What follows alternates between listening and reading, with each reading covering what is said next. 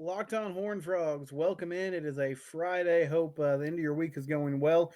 We're going to discuss a couple TCU commitments to the 2023 football class. We'll get into that in our first segment. Also, is the 9 p.m. Central Time TV window, is that what could save the Pac-12? We'll get into all that next. This is Locked on Horn Frogs, your daily TCU podcast.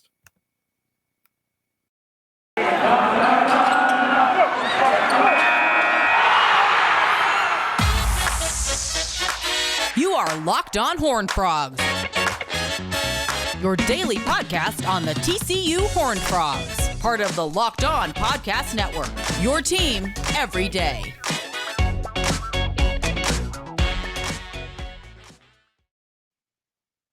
That's right, we're rolling along here on Locked on Horned Frogs. I am your host, Steven Simcox. Glad to be here on the show today.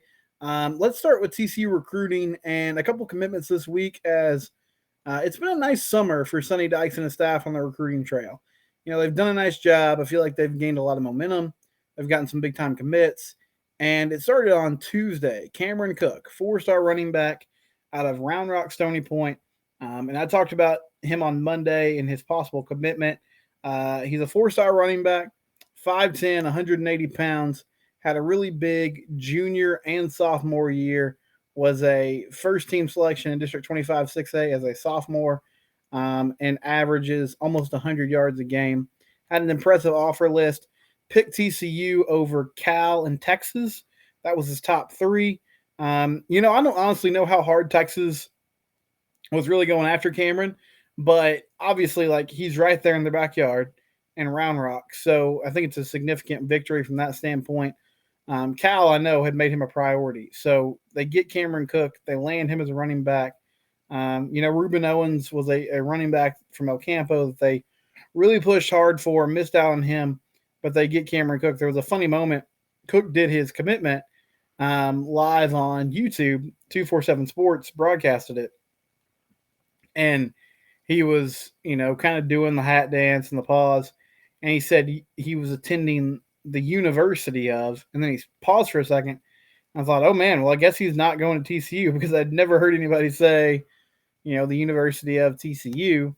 And then he ended up saying the University of TCU, and I was thrilled. Obviously, a big landing point for this class, and it's the first true running back commit they have. They have, some athletes. Rowan Fullen is an athlete out of Gilmer. And he plays a lot of different positions there for the Buckeyes in the high school ranks. Not sure exactly where he'll end up at the next level. And then Jordan Bailey is a really dynamic athlete as well at Denton Ryan. He's listed as a wide receiver. So first true, running back commit in this class. And we'll see sort of how they fill out the offense. But some dynamic skill players. You can still see there's a huge emphasis on speed, on guys that have explosiveness and can make big plays, with Sonny Dykes taking over in this kind of first full recruiting cycle. Also today, Frogs landed another commitment, Kylan Salter, three-star linebacker out of Cedar Hill. Frogs doing really well in the Metroplex this offseason as far as landing guys for that 2023 class. He had offers from Colorado, Arizona, Boston College, Kansas State, among others, but he decided to stick around in the Metroplex area and play for TCU. Kylan Salter, his brother, was a highly touted recruit from out of high school. He's at Liberty right now. I believe he committed to Tennessee, though, and actually was there originally before transferring. Kylan had some flirtation with LSU. So, this was a dynamic guy. He's, as I said earlier, 6'1", 210.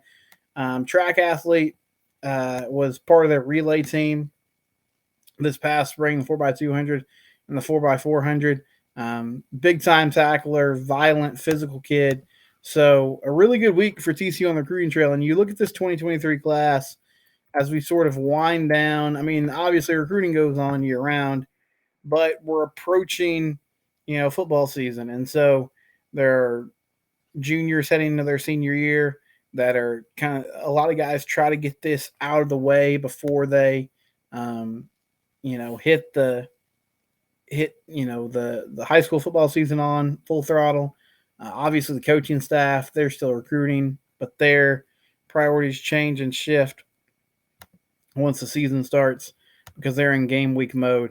But 17 commits, and now 3 4 stars according to 247. Avion Carter, the defensive lineman, Ivan Morello Tassosa, Cordell Russell, the wide receiver from North Mesquite, Cameron Cook from Round Rock Stony Point. They have a couple wide receivers, a couple tight ends, some defensive linemen, a big emphasis on the offensive line, especially that interior offensive line with guys like Breon Ramsey Brooks and Nardo Stoker. So you see an emphasis on building in the trenches, which I think is a big positive. Still taking and offering a lot of dynamic skill guys. And so what are you missing from this class? Well, you're missing a quarterback. That's kind of the big roster omission that I see right now. And I know they're working on that. We'll see where that ends up. But I think a really positive, and it's not done yet, I realize that. But as we sort of barrel towards fall camp, really positive offseason for TCU on the recruiting trail, finding a way to stay in the conversation, to have some recruits. And Sonny Dykes talked about this. He wants to stay local. He wants to build a fence around DFW, and that makes a ton of sense. And he has done that well this offseason. Not that every single person they take is from the Metroplex. They've done a good job taking some local kids, and I think evaluating local players in a way that is going to, pay off for them down the road as we inch closer to signing day. So 2 commits, Cameron Cook, the running back out of Round Rock Stony Point, Kylan Salter, the linebacker who plays for Cedar Hill. Those guys are committed to the 2023 class for TCU. When we come back, I want to discuss realignment and where we are. Is the late night window what could save the Pac-12? We'll discuss that next. This is Locked On Horned Frogs. All right, here we go, segment 2. So I was, perusing around the internet earlier this week, and I came across an article from Stuart Mandel. And one thing about Stuart, he is a Pac-12 guy. He lives in California. He's a West Coast dude. So I think, he has a love for that conference. He has some bias there. And he was looking at TV ratings for the Pac-12 and the Big 12. And he was looking at this. You take out USC and UCLA from the Pac-12, and you take out Oklahoma and Texas from the Big 12. And he was looking at the last 6 seasons. And he just put together the average viewership from each team that was left over. And he makes the argument that the Pac-12 is more viable than the Big 12, with all these moving pieces, because the Pac-12 has a lot of programs on their roster that are ahead of Big 12 teams in viewership. And so he says Oregon leads with 1.96 million viewers per game. Stanford at 1.83 million is next. Washington at 1.73 million. Washington State, 1.5 million. Colorado, 1.4 million. Utah, 1.4 million. Oklahoma State is the first Big 12 team to check in at 1.2 million, and they come in at number 7. Then Cal at 1.27, TCU at 1.22. So of the Big 12 leftovers, TCU is the second highest. But when you lump in the Pac-12 and the Big 12 overall, they come in at number 9. And the least watched team of the teams left is Kansas with 409,000. Kansas State also struggled. Texas Tech, this kind of shocked me. Only 866,000 viewers per game. Texas big school with a large alumni base. I just thought it'd be higher than that. But anyway, all that being said, Stuart runs down these numbers and makes the argument, hey, for all this talk about the Pac-12 being a league that's dying, being a league on the brink, if you just look at the TV numbers, they're doing better. And he also made the argument, hey, last summer, when the Big 12 was sort of breaking up, when that leaked, the remaining Big 12 teams sort of shopped themselves around, and they found out that they were not the most desirable to other conferences. Okay, all that's fair. Here's what I would say in response. One, I think the Big 12 is currently more unified than the Pac 12. I feel like the schools that are left are really excited about where the Big 12 is headed and its future, and think that the conference has a lot of leverage at this time. I think the Big 12 has really good competitive football. Oklahoma State, I think TCU under Sonny Dykes hopefully is on its way back to being super competitive again. Baylor has had some good teams in the last few years. Cincinnati is going to be a great addition. We'll see what Texas Tech does with Joey McGuire. I think there's some really good football teams and really good football programs in this league. Great hoops league.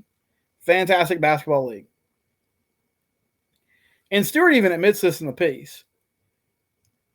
A big part of this is that the Pac-12 has a deal with ESPN. Primarily their games are on ESPN. The Big 12, as of now, I mean, they have games on ESPN, but a lot of their games are on Fox and on Fox Sports 1, which Fox Sports 1 is a ratings graveyard. Not a lot of people watch a ton of games on Fox Sports 1 unless, they're specifically kind of seeking it out. There's not just a huge national audience for it. There's good TV markets in the Big 12. And he also makes the point that this is partly propped up, these ratings, by the fact that the Pac-12 plays games at 9 or 9:30 p.m. Central Time on Saturdays. And they're really the only show in town. I mean, unless you're going to go watch a Mountain West game. And so there's a big national audience for those 9 p.m. kicks on ESPN. It's like, hey, you're winding down for the night. Great. I'll turn on some West Coast football, sit back and enjoy that. And it's sort of a good, into a college football Saturday. Pac-12 after dark. But I would contend that if you put the Big 12 in those time slots, it would also do well. And if the Big 12 is going to expand and add some more West Coast teams, then there would be more flexibility and ability for them to go ahead and, fit teams into that slot, into those slots on a consistent basis. The other piece of this is Kevin Warren, the Big Ten commissioner. He spoke this week at Big Ten Media Days. By the way, Pac-12 Media Day starts today on a Friday. But Kevin Warren at Big Ten Media Days, he was pretty honest in saying, hey, Big Ten is still looking to expand. And he listed off a few teams that they could possibly be interested in. But he was essentially like, hey, we're not done. We're not really done. We're kind of waiting to see what's going to happen here, but we want to expand. And I imagine that, Oregon and Washington will be a factor in potential expansion. So I think the Pac-12 is vulnerable in a lot of different ways. They're fighting the Big 12. They're fighting the Big 10 as they try to stay alive and survive. And I feel like the Big 12 is in a good position. And I just think it's a better football league. I mean, maybe the brands aren't that great, but, like Colorado, I would like to have them back in the Big 12. And I understand that they have some historical greatness associated with them. But bad football program. I hope TCU goes out there and just wipes the floor with them in September. They've been a bad football program lately. And I'm pretty surprised that, 1.5 million people are watching them on Saturdays. I think a lot of that has to do with the time slots and the networks that they're on. And I think if Big 12 schools got that opportunity, they could do just as well. Coming up next week, fall camp starting, guys. We're getting closer. It's almost here. Football season is fast approaching. I'll talk to you on Monday. This is Locked On Horned Frogs.